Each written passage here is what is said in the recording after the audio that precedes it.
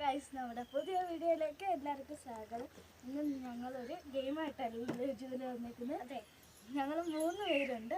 അപ്പോൾ ജൂല കളി നിങ്ങൾക്ക് മനസ്സിലാക്കി തരും. ജൂല കളിച്ച ഒരാൾക്ക് 3 അവസരമുണ്ട്. ഓക്കെ, തോറ്റു. ഏറ്റവും കൂടുതൽ മാർക്കുള്ളവർ ജയിക്കുവേ. തോറ്റു. 3 അവസരമേ ഉള്ളൂ. 3